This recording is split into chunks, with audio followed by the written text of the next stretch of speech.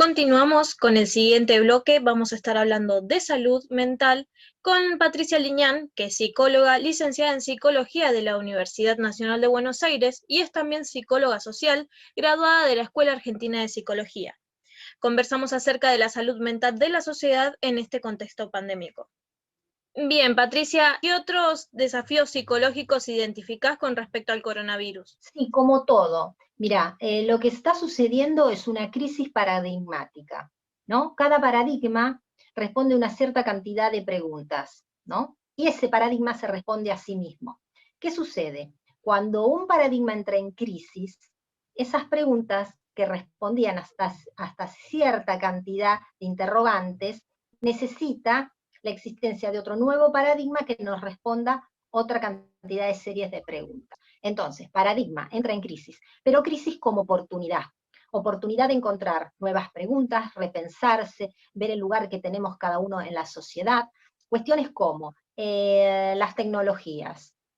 Muchas personas reacias o por la edad o por acostumbrados, nosotros los argentinos socialmente somos de abrazarnos, de reunirnos, de festejar, de esta condición cálida que tenemos, y ahora nos dimos cuenta que más allá de conectarnos a través de las redes, ahora nos debemos comunicar, hacemos todo, trabajamos, nos vemos con amigos, estudiamos, hacemos operaciones bancarias, la vida toda pasa por las tecnologías. Esto ha sido un cambio en positivo. ¿Sí? Después también se ve algo demasiado negativo en el sentido de decir pasamos de estar muy juntos a la soledad, al aislamiento. Bueno, esto no es tan así. Hay una cuestión global en relación a personas más ensimismadas en sí mismo hace muchísimo tiempo, trastornos de ansiedad y depresiones hace mucho tiempo, y que esto puede intensificarlo o no, pero pensemos que hay que crear un espacio intermedio entre lo que era anterior y este aislamiento, que es esa la oportunidad de crear nuevas condiciones, ¿no? Cuestiones sanitarias, políticas públicas, servicios. Digo, yo como psicóloga estoy en un dispositivo de auxilio en esta situación excepcional de pandemia, para atender a personas que están afectadas por este virus en forma gratuita. Y nos hemos reunido una serie de cantidad de colegas para hacer esto, y esto lo veo sumamente positivo, humanitariamente positivo, y socialmente nos une aún más. Claro, precisamente también en este contexto de incertidumbre escuchamos cada vez más la palabra resiliencia.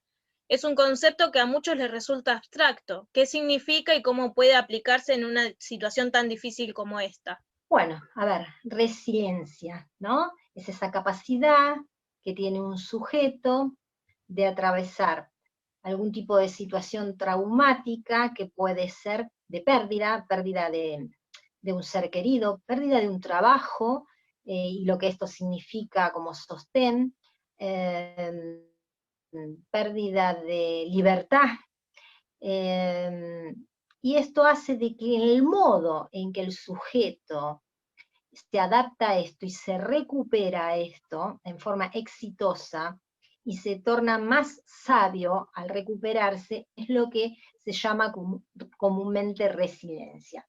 ¿Qué quiero decir? Esta capacidad de recuperarse y salir fortalecidos tiene que ver con esta capacidad de lograr una entereza más allá de las propias resistencias ante esto tan novedoso. Desde la neuropsicología, como neuropsicóloga te puedo decir que hace que nos adaptemos a esta nueva situación. Si lo logramos exitosamente, logramos un mayor equilibrio emocional ante esta situación, ¿no? Resiliente, entonces, para cerrar, es aquel que más allá de ser atropellado, para decir de alguna manera, a esta situación irruptiva y traumática, logra resolverlo, logrando exitosamente salir aún más sabio. Bien, anteriormente estábamos hablando del tema de la ansiedad en las personas. ¿La ansiedad producida por el coronavirus es fruto sobre todo del miedo a la enfermedad o pesa más la incertidumbre que ha generado la economía y la situación estando en cuarentena. Estamos haciendo historia, la estamos viviendo in situ en este momento, por lo cual poder estimar los alcances y los efectos es muy prematuro. Sí podemos atender y aprender cómo se van sucediendo las cosas, ¿no? Sí te puedo decir que aquellos que tenían determinados cuadros, la pandemia fue como un disparador para que ciertas estructuras que tenían un nivel de equilibrio muy lábil lo perdieran, pero bueno, con el trabajo y si mantenían algún tratamiento psíquico, neurológico y psiquiátrico, esto se recobrara, que estructuras que estaban a un borde cayeran en algún tipo de patología, pero vuelvo a decir, con tratamiento adecuado esto se estabiliza. Y bueno, creo que todos, me incluyo, aunque sea personal de salud, tenemos nuestros interrogantes, ansiedades, angustias y preguntas sin resolver acerca del tema. ¿Qué hábitos nos recomendás que podemos adoptar para protegernos ante la ansiedad en una situación así? Primero, hábitos comunes, fáciles y sencillos. Ponerse horarios para levantarse, cosas sencillas como hacer la cama, que es ordenar, empezar a ordenar el lugar donde estamos, nos va ordenando internamente, escuchar una buena música, no conectarnos directamente con las noticias y este conteo todo el tiempo de muertes e infección y lo que sucede, sino conectarnos con la propia vida, con el propio lugar, con el propio trabajo o lo que nos interesa, tomar el desayuno, darle un espacio muy pequeño en determinado horario, que uno pueda a las noticias, seguir trabajando. De más está decir las medidas de aislamiento, los 2 metros, el barbijo, el alcohol en gel, el alcohol al 70%, no tener miedo. Entonces, ser cuidadoso, estas medidas de salir con tiempo, organizado y saber que están bien tomadas, hace que uno atienda mejor, se cuide mejor, disfrute mejor y después vuelva al lugar donde se siente más seguro. Buenísimo. Bueno, y ya para finalizar, ¿cuáles son los mecanismos psicológicos que favorecen que la ansiedad se mantenga en el tiempo y si contribuye a ello el bombardeo de información de televisión e internet? Mira, la caracterología de cada trastorno, y tendríamos que hablar específicamente, ¿no? Y sería hacer clínica salvaje. Cada persona, cada sujeto, cada ADN, cada organismo que está incluido socialmente en una familia, eh, con un fenotipo, en fin, es muy particular de cada sujeto y como te dije en principio, la historia se está escribiendo y somos parte de ello y nos tocó esto, esta realidad, ¿no?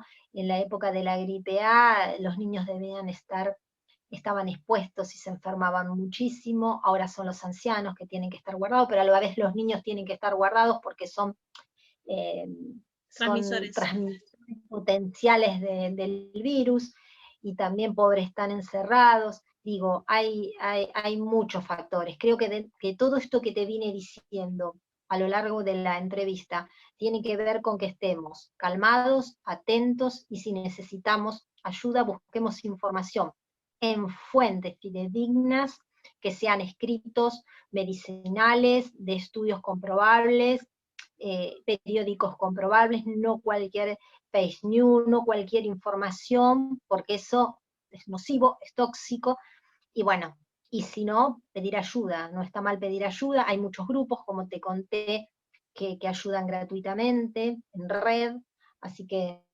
bueno, en eso estamos. Bueno, muchísimas gracias Patricia por acceder a esta entrevista. Bien, finalizamos la entrevista con la doctora Patricia Liñán, especialista en psicología.